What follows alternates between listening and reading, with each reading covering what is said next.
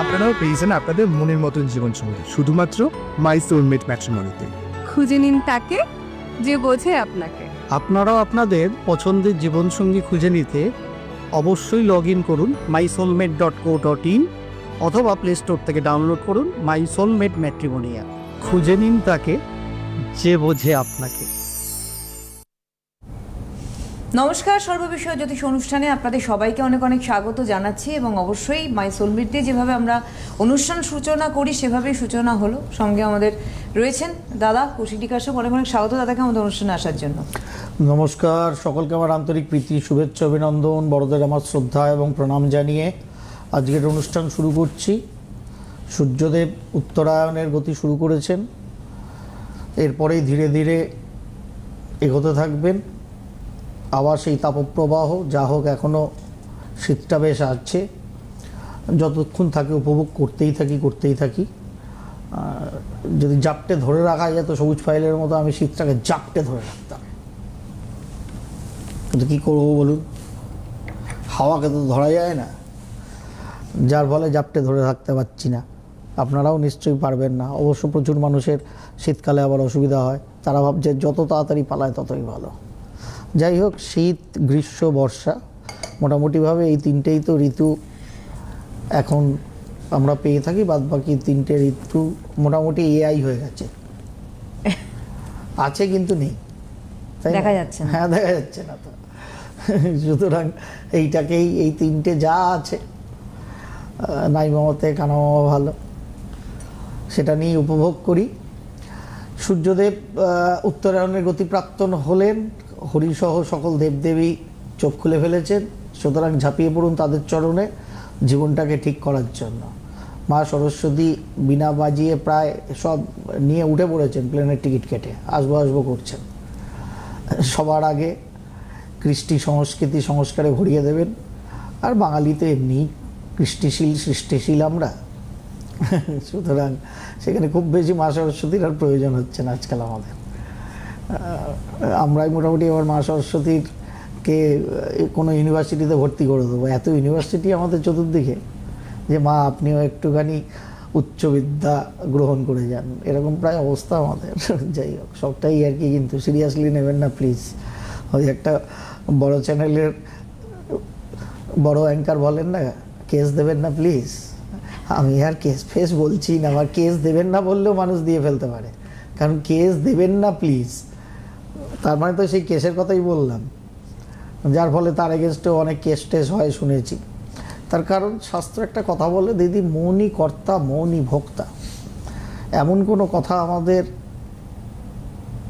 বলতে নেই, অ্যাকচুয়ালি ভাবতেও নেই, কারণ ভাবনা ছাড়া কোনো কথা আমরা বলি না। আমরা বলি মুখ থেকে বেরিয়ে গেল, হ্যাঁ বেরিয়ে গেলেও বোধ হয় সেটার উপর আমাদের সবসময় কন্ট্রোল থাকে না, ঠিক, কিন্তু সেই ভাবনাটা কোথাও একটা স্টোর ছিল, যার ফলে সেই ধরনের ভাবনাটাই শব্দ আকারে বেরিয়ে গেছে কথার মাধ্যমে।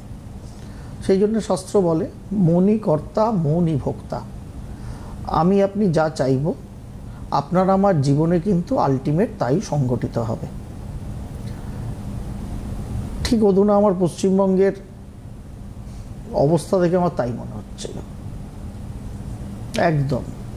তার কারণ মোটামুটি 10-12, এটাকে একটু রাজনীতির অর্থে নেবেন না কিন্তু কথাটা, আমি পুরো আমাদের আধ্যাত্ম বিজ্ঞানের অর্থে বলছি আপনাদের সামনে। উদাহরণ আছে তাই সেটাকে উদাহরণস্বরূপ আনছি, এর বাইরে নাথিং এলস। আমার ব্যক্তিগত জীবনের ভাবনা, সেটা ফলপ্রসূ হওয়া, পজিটিভ আর নেগেটিভ অর্থে, সেটা যদি আমি গল্পের আকারে বলতাম, আপনারা অনেকে তো ভাবতেন যে এটা ঘটেছে কি ঘটেনি, কৌশিকদা হয়তো গল্প দিল। দিদিও যদি দিদির সম্বন্ধে কিছু বলেন, তাহলে আমি এবং সঙ্গে আপনারাও একই কথা ভাবতে পারি। যেহেতু উদাহরণস্বরূপ আছে, তাই আমি পশ্চিমবঙ্গের অধুনা যে পরিস্থিতি তৈরি হয়েছে গত 8ই জানুয়ারি থেকে, আর আজকে 16ই জানুয়ারি হলো, সেটা দেখতে দেখতে আমার ঠিক এই শাস্ত্রের এই ওয়ান লাইনার বিধিটার কথাই মনে পড়ছিল, মৌনী কর্তা মৌনী ভোক্তা। তার কারণ গত প্রায় 12 বছর আগে, যদি আমরা 12 বছরকে যুগ ধরি, তাহলে ওই এক যুগ আগে আমাদের মাননীয় মুখ্যমন্ত্রী গলায় প্ল্যাকেট লাগিয়ে আমি XYZ ABC চোর চোর বলে পথে নেমেছিলেন। মনে পড়ছে তো নিশ্চয়ই, মানে আমি চোর, এ চোর, ও চোর, সে চোর, তাই না? মনে পড়ছে, একটু স্মৃতির পেছনে যান, মনে পড়ে যাবে। বিষয় হচ্ছে ওটা তিনি হয়তো প্রতিবাদ স্বরূপ সেদিন নেমেছিলেন, কিন্তু একটা স্বঘোষিত ঘোষণা করে ফেলেছিলেন, আমি চোর। এই যে ইস্যুটা গত 8ই জানুয়ারি থেকে ইডির সাথে শুরু হয়েছে, আমাদের রাজ্য সরকার, মাননীয় মুখ্যমন্ত্রী, কে ঠিক কে ভুল ওইসবে আমরা যাচ্ছি না, রাজনীতির মঞ্চ এটা না, সুতরাং এটার থেকে আমরা 1%ও রাজনীতি করব না। কিন্তু ওই যে এক যুগ আগে উনি অন্য একটা ইস্যুতে পথে নেমেছিলেন, চোর একটা পোস্টার লাগিয়ে, দেখুন আজকে উনি ঠিক ভুল তো মাননীয় সুপ্রিম কোর্ট বা সব আইন আমার দেশের সংবিধান ঠিক করবে, সেটা আলাদা প্রশ্ন। কিন্তু এখন সাধারণ মানুষ থেকে আপামোর ভারতবাসী, আপামোর ভারতবাসী, খালি বাঙালি না, সকলেই একটা কিন্তু ওনাকে দাগিয়ে দিচ্ছেন এই শব্দটাকে সংযোজন করে ফাইলের সাথে। সুতরাং আমরা জীবনে, ব্যক্তিগত জীবনেও অনেক সময় দিদিরা, মায়েদের প্রবণতা এটা অনেকটা বেশি হয়, তারা তো সংসার সামলায় শুধু না, সন্তান সামলায়। সন্তান সাধারণভাবে সদাশিব সন্তান তো আমরা সকলেই খুব কম ছিলাম, দিদিও আমিও কমই ছিলাম। সুতরাং মায়েদের পিট্টি খাইনি এরকম বাচ্চা না হওয়াই ভালো, মায়েদের পিট্টি খাওয়াই উচিত। এবং মারা তাকে কন্ট্রোল করতে গিয়ে অনেক সময় একটা স্বগক্তির অর্থে কথাও বলে ফেলে, তুই এরকম করছিস তো এবার কিন্তু আমি মরে যাব,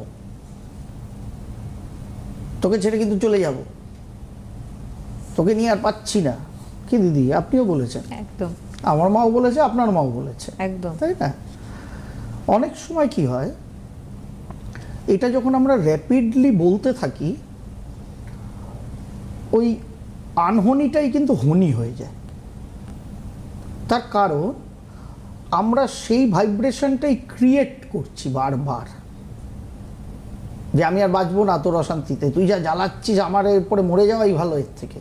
এই যে মা স্বগক্তির সুরে বলছে, অতিষ্ঠ হয়ে বলছে, কিন্তু এমন একটা কথা বলছে, কোনো মা যদি সেটা বারংবার বারংবার বারংবার বলতে থাকে, সেটা রোগ ব্যাধি হোক বা অন্য কোনো কারণেই হোক, সত্যি সত্যি দেখা গেল সে ভগবানের প্রিয় হয়ে গেছে, তিনি চলেই গেলেন। যার ফলে আমরা মনের অভ্যন্তর থেকে, আত্মার অন্তঃস্থল থেকে যা ভাবি, সেটা কথায় প্রকাশ করি চাই না করি, আমরা যত ওইটাকে রেকটিফাই করতে পারবো, তত আপনার আমার জীবনে সফলতার দিশা সর্বদা আলোকিত হবে। আপনি আমি মনে মনে সবসময় যদি পজিটিভ থিঙ্কিংটাকে রাখতে পারি, যেটা রাখা খুব কঠিন। এখন একটা ওই বলি না আমি, হাঁস ঝাড়ু মার্কা একটা প্রবণতা এই নেট দুনিয়ায় উঠেছে, মেটেরিয়ালাইজেশন। দেখুন শাস্ত্রই বলে গেছে কথাটা, আজকের কথা নয় তো, হাজার হাজার লক্ষ লক্ষ বছর আগের কথা। তার কারণ আমাদের আধ্যাত্মবিজ্ঞান একই কথা বলে, যে আলটিমেট মেটেরিয়ালাইজেশন, মা লক্ষ্মী কিংবা গণপতি বাপ্পা বা হিন্দু ধর্মের অন্যান্য দেবদেবী, এমন একটা দেবদেবী, বলুন এই মা সরস্বতী, এই যখন শ্রীহরি এবং সব দেবদেবী জাগ্রত হয়েছেন এই উত্তরায়ণে, সবার আগে আপনার আমার কাছে আসবেন তিনি হচ্ছেন মা সরস্বতী। আর আজকের শুক্রবারে আমরা দাঁড়িয়ে আছি, পরের শুক্রবারই তার আমরা আরাধনা করব। মা সরস্বতী শিক্ষাবিদ্যা জ্ঞান প্রজ্ঞা দেন, সেই জন্য তিনি বিনা হস্তে দাঁড়িয়ে থাকেন, বসে থাকেন। কিন্তু তার মধ্যে কি মা কালীর রূপ নেই? তাহলে তো আমরা ভদ্রকাল্যই নমো নমো বলতাম না।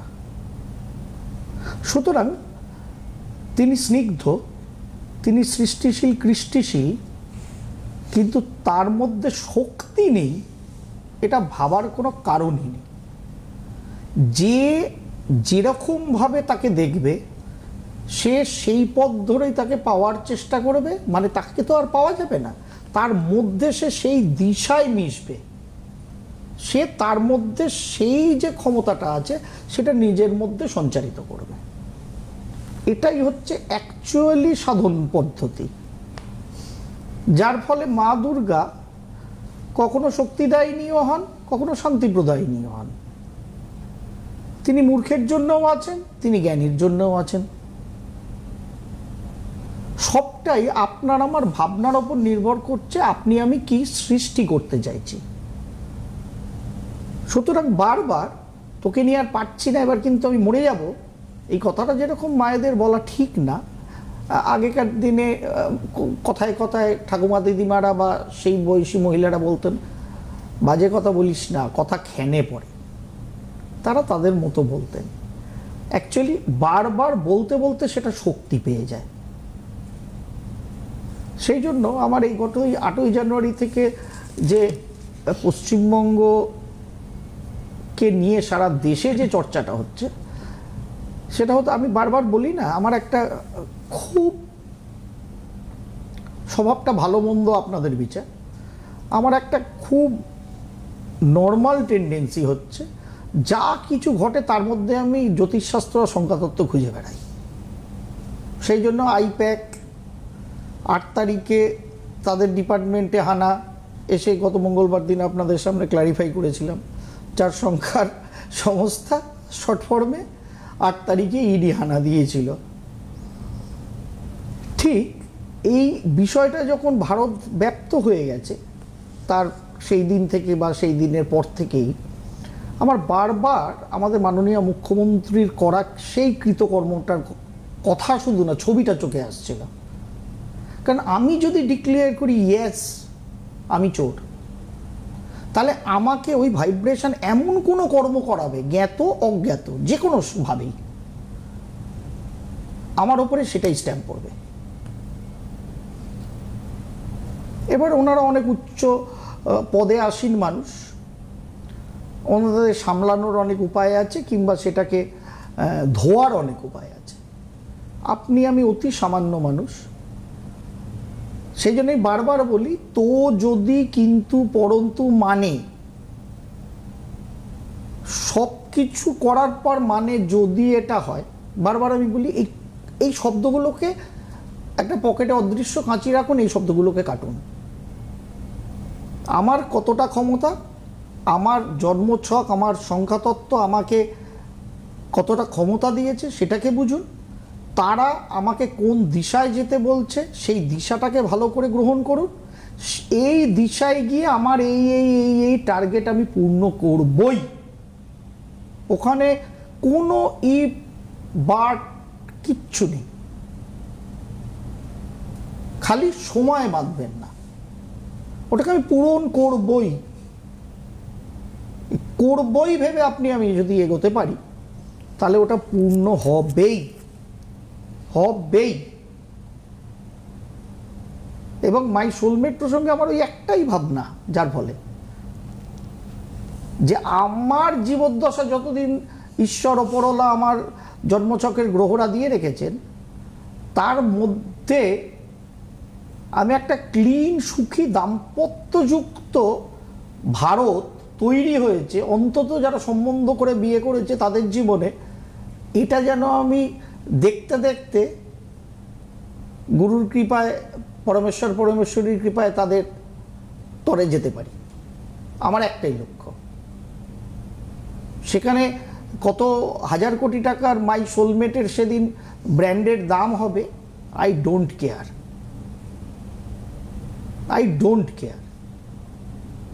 তার কারণ আমার মূল লক্ষ্য সুখী দাম্পত্য, যেখানে ডিভোর্স নামক ব্যাধিটা থাকবেই না। মূল লক্ষ্য আমার ওটা। আমি মার্কেটিংয়ের ঢঙে নানা রকমভাবে নানা কিছু করাই যায়। আজকে মার্কেটিংয়ের লোক খুঁজে পাওয়ার কোনো কমতি নেই বাজারে।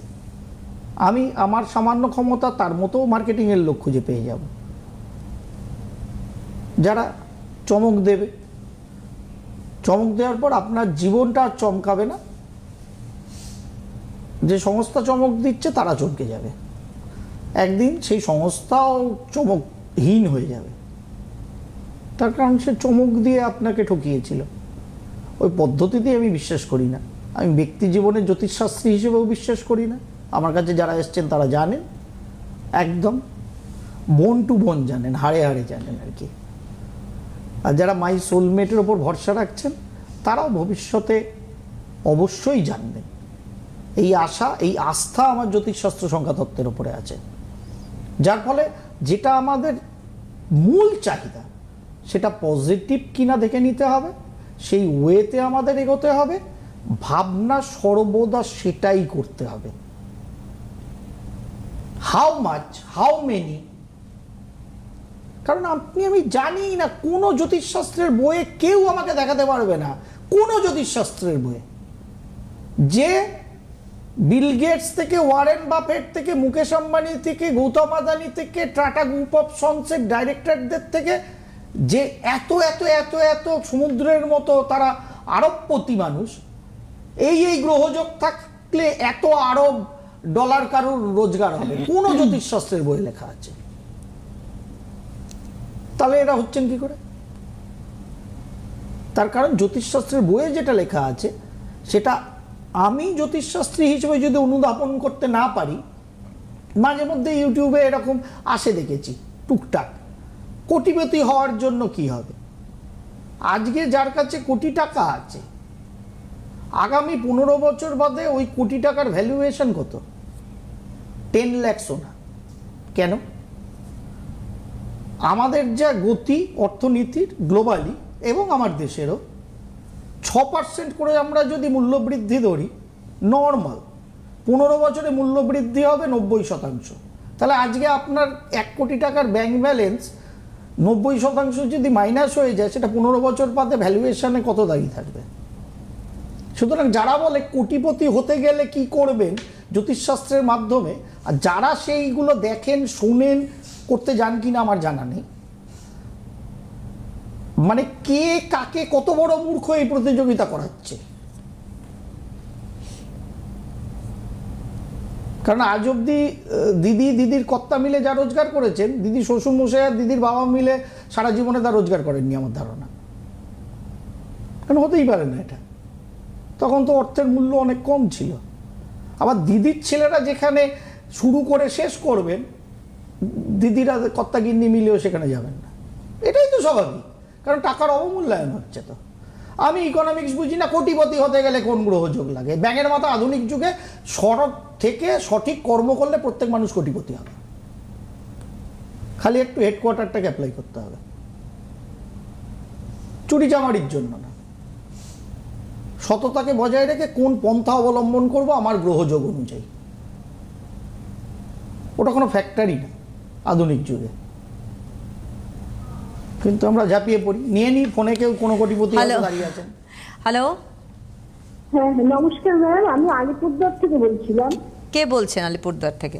আলিপুরদুয়ার থেকে আমি আমার ছেলের ব্যাপারে জানতে আচ্ছা, ছেলের কি নাম দিদি? ছেলের নাম অগ্নিভ। অগ্নিভ, তাই তো? হ্যাঁ। আচ্ছা, অগ্নিভোর ডেট অফ বার্থ বলুন। অগ্নিভ দেখতে হবে 24শে অক্টোবর 1996। 24শে অক্টোবর 1996। আপনি আগে ফোন করেছেন? হ্যাঁ, আমি ফোন করেছিলাম, আপনি বলেছিলেন ও প্রাইভেট একটা জব পেয়ে যাবে। ও পেয়েছে, এখন ও অনেক সরকারি চাকরি পরীক্ষা দিচ্ছে। এখন আমি জানতে চাচ্ছি মানে পরীক্ষায় কি হবে? আচ্ছা, আপনি কি আমাকে আগামী বিধানসভা নির্বাচনে আপনি কি আমাকে মুখ্যমন্ত্রীর পদে প্রার্থী করতে চান? আগে হ্যাঁ কি না বলুন। অথবা সামনের 2029 সালে যে কেন্দ্রের নির্বাচন আসবে, মানে লোকসভার, সেখানে কি আমাকে প্রধানমন্ত্রী পদে আপনি নির্বাচনে দাঁড় করাতে চান? যদি হ্যাঁ বলেন এই দুটো প্রশ্নের উত্তরে, তাহলে সরকারি চাকরি হবে কিনা আমি বলবো। কারণ যেটা আমার হাতে নেই সেটা আমি কি করে বলবো ম্যাডাম? আপনি ফোন পেয়েছেন, অবশ্যই বলবো। ব্যাপার হচ্ছে, ঠিক আছে টাইম বলুন। হ্যাঁ, টাইম হচ্ছে রাত্রি 9:30 হয়েছে আলিপুরদুয়ারে। রাত্রির 9:30টার সময় আলিপুরদুয়ার। এখন চাকরি হ্যাঁ, কোথায় হ্যাঁ। করছে? এখনো শিলিগুড়িতে আছে, ব্যাস। প্রাইভেটে করছে। আপনি বলছিলেন হবে, সত্যি ব্যাস, হয়েছে। Very good. সরকারি চাকরির চেষ্টা করছে, ভালো। বৃহস্পতিবার ছিল তাই তো? হ্যাঁ, বৃহস্পতিবার। বেশ, চেষ্টা করছে, করতে বল। যদি হয়ে যায় জয় বজরংবলী বলে দেখা যাক কি হয়। ঠিক আছে, 2026-2027 সালের মিডল অবধি, 2027 সালের জুন মাস অবধি ম্যাক্সিমাম প্রাইভেট জব করতে করতে সরকারি জবটার চেষ্টা করতে পারে, এবং সেই ধরনের সরকারি জবের চেষ্টা ওকে করতে বলবেন যেটা ট্রান্সফারেবল সরকারি জব হবে। বুঝতে পেরেছেন? যদি সেরকম ধরনের কিছুতে ও ট্রাই করতে পারে, ভালো করে মনোযোগ দিয়ে পড়াশোনা করে করতে বলবেন। ওই সবাই করছে, মা বলছে তাই করছে ওরকম না, চাকরিটা করতে করতে মনোযোগ দিয়ে সেটাকে করতে বলুন। হলে ভালো, না হলে আরও ভালো। জীবন বসে থাকছে না, চাকরি করা শুরু করেছে, ভবিষ্যতে এক্সপিরিয়েন্স বেড়ে গেলে আরও ভালো চাকরি করবে, ওই নিয়ে কোনো চিন্তিত হবেন না। 2027 সালের জুন মাসের মধ্যে যদি কিছু ও লাগাতে পারলো সরকারি তো ভালো, না পারলে আরও ভালো। চিন্তিত হওয়ার কিছু নেই। রোজগার শুরু করেছে, আপনার ছেলের বয়স যত বাড়তে শুরু করবে আপনার ছেলের জীবনে উন্নতি আসা শুরু করবে। সবে প্রাপ্তি হওয়া শুরু হয়েছে, বয়স ওর কম বেশি 28 বছর প্লাস। ধীরে ধীরে বয়স এগোতে থাকবে, প্রাপ্তি ভালো হবে। এই বছরের জুন মাস থেকে সামনের বছরের জুন মাসের মধ্যে বেশ ভালো প্রাপ্তি আপনার ছেলের জীবনে আছে। সেটা বর্তমান চাকরির ক্ষেত্রেও আছে, ঠিকঠাক কর্ম করতে থাকলে। সরকারি চাকরির পরীক্ষা দিয়ে যদি ও লাগিয়ে দিতে পারে তো ভালো, কিন্তু ওখানে শনি কেতু চন্দ্র কেতুর একটা পুনর্ব এবং গ্রহণ দোষের একটা সমস্যা ক্রিয়েট হয়ে বসে আছে, যেটা ওকে ভয়ঙ্কর কিন্তু পরন্তু যদি তো সারা জীবন আপনার ছেলেকে এর মধ্যে ভাসিয়ে রাখে। সব সময় ও হঠাৎ হঠাৎ খুব কনফিডেন্ট, কিন্তু মাঝে মধ্যে কীরকম মানসিকভাবে উদাস, তো কিন্তু মানে এইসবের মধ্যে ঢুকে থাকে এবং সহজে পেটের কথা মুখে আনে না। এটা একটা মহা সমস্যার ব্যাপার। সুতরাং মনোযোগটা দিতে বলুন। কনফিডেন্স এমনি ওর আছে, কিন্তু সেটাকে প্রকাশ করতে হবে, সেটাকে বার করতে বলুন। আগামী 1 বছর 1.5 বছর, আজকে থেকে ধরলে আগামী 1.5 বছর ট্রাই করতে বলুন। প্রাইভেট জবটাও ভালো করে করতে বলুন। সব জায়গায় উন্নতি আপনার ছেলের 2026 এবং 2027 আছে। ঠিক আছে, সেটাকে ভালো করে কাজে লাগিয়ে জীবনটাকে একটা প্ল্যাটফর্মে নিতে হবে। এই প্ল্যাটফর্ম পাওয়ার কিন্তু সময় ওর চলছে, যেহেতু ওর জীবনে দ্বিতীয় রাউন্ড অফ 7.5 চলছে। বোঝা গেছে? হ্যাঁ হ্যাঁ হ্যাঁ। বেশ, ভালো করে শুনবেন, ছেলেকেও এটা বলবেন শুনে নিতে। যা যা বললাম এগুলোকে কাজে লাগাবেন। পুনর্বু গ্রহণ দোষে শান্তি করবেন, নিয়মিত হনুমান চালিসা পাঠ করতে বলবেন, জল ফল শাক পাতা বেশি খেতে বলবেন, প্রেম থেকে দূরে থাকতে বলবেন। কারণ বাড়ির অনেক দূরের থেকে আপনারা কি যেন বললেন, কি নাম বললেন যেন? অগ্নিব গুহ। আপনার ছেলের কপালে উচ্চবর্ণের কোনো জাতিকাও জুটতে পারে, বাড়ির থেকে অনেক দূরে জুটতে পারে, ভালো জুটতে পারে, যার ফলে প্রেম করে পচা শামুকে পাটা যেন না কাটে। ঠিক আছে, একদম। অনেক ধন্যবাদ, এবং অবশ্যই বলবো যে দুর্গাপুর 4 তারিখ, 5 তারিখ কিন্তু বর্ধমান, তার আগে অবশ্যই বুকিং আসানসোল 12 তারিখ, ওটা দেওয়া হয়নি, সরি দিদি। আসানসোলও 12 তারিখ থাকবে, ফেব্রুয়ারি আসানসোল আগে 4-5 হবে দুর্গাপুর বর্ধমান, তারপরে পরের সপ্তাহে আসানসোল হবে। এবং অবশ্যই শনিবার খড়দায় দেখা হচ্ছে। একদম। ধন্যবাদ দাদাকে, ধন্যবাদ আপনাদের জানাই, নমস্কার।